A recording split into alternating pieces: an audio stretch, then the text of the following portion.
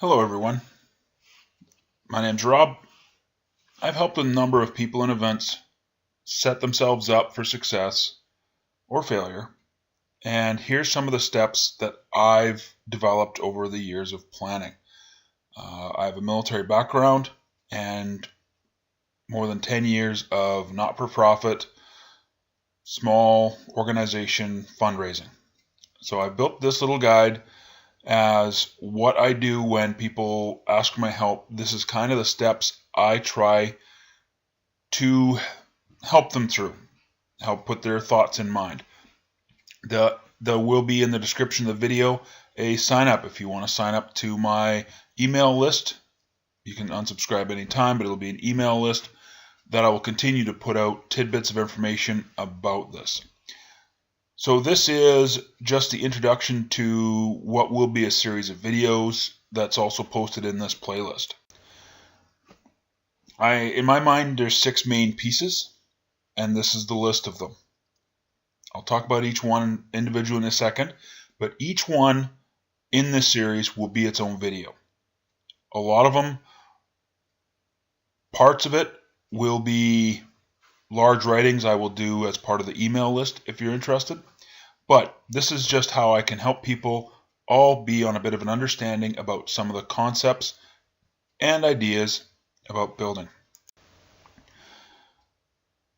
For a strategy for an event, so you have this idea you want to throw a fundraising event. Sometimes, you look at what's out there now. You have awareness events, you have fundraising events. What defines success for your event? Is it getting awareness or getting funds?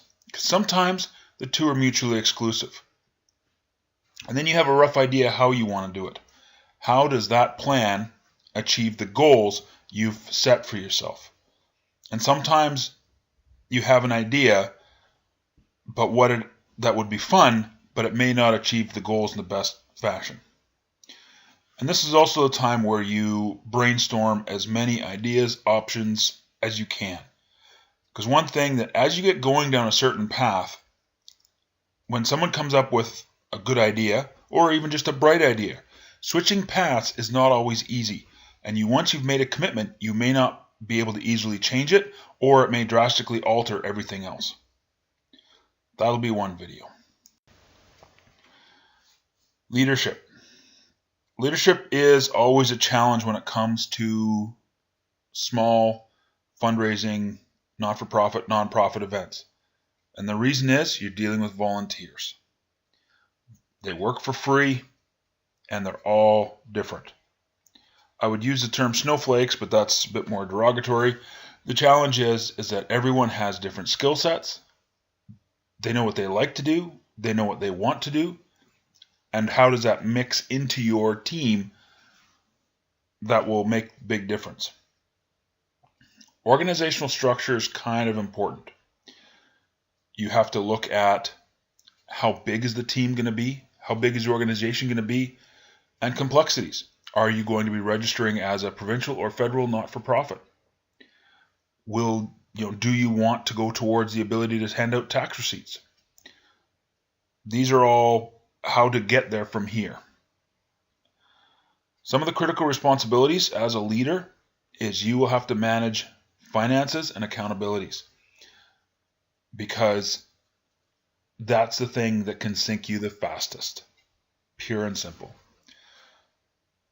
The next video is outright more the detailed planning, and sometimes even just writing this down.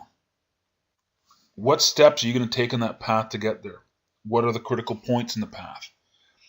There's certain things that you have to have happen before other things can happen.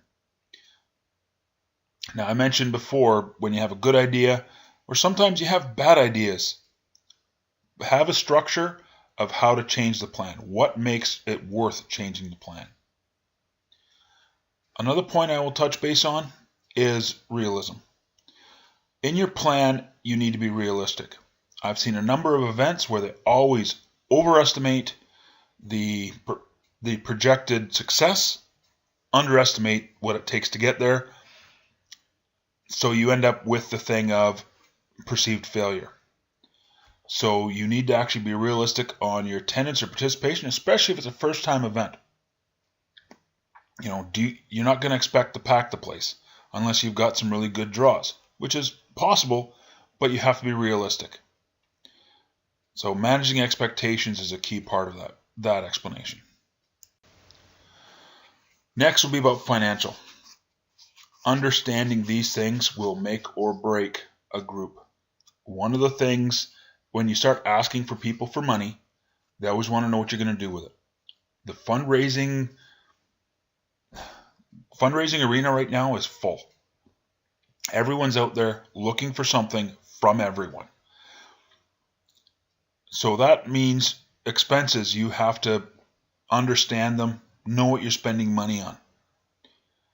Same as I said, transparency. People want to know. You're asking them for your money. What are you doing with it?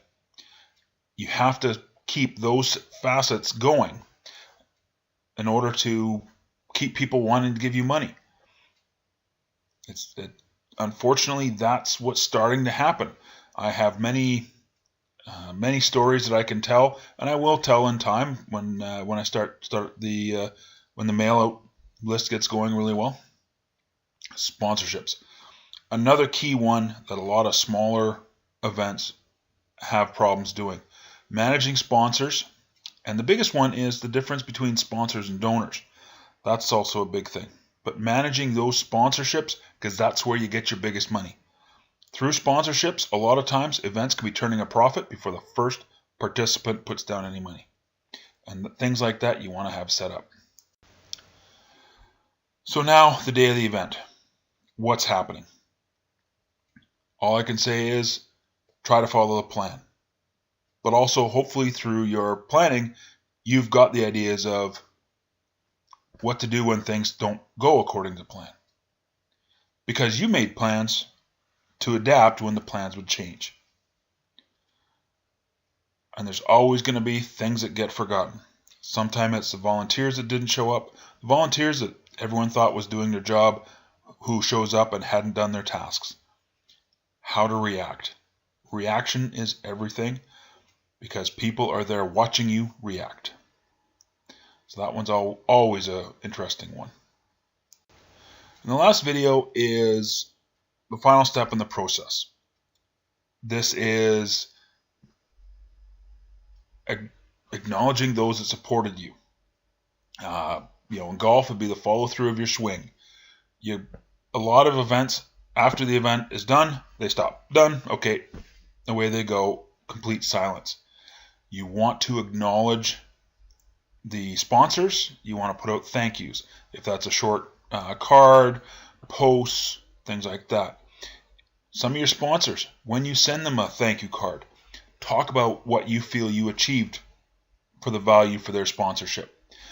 Because when you do that, you also want to open that door for the future. Because you want them to participate again. And if things went well, you want them to participate in an increased fashion that's bigger.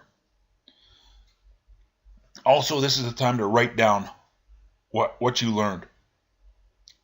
This is a critical one because if you continue making the mistakes, you're not going to grow.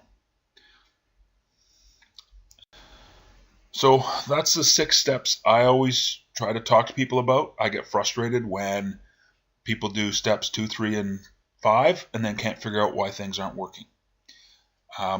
That's just the way it goes.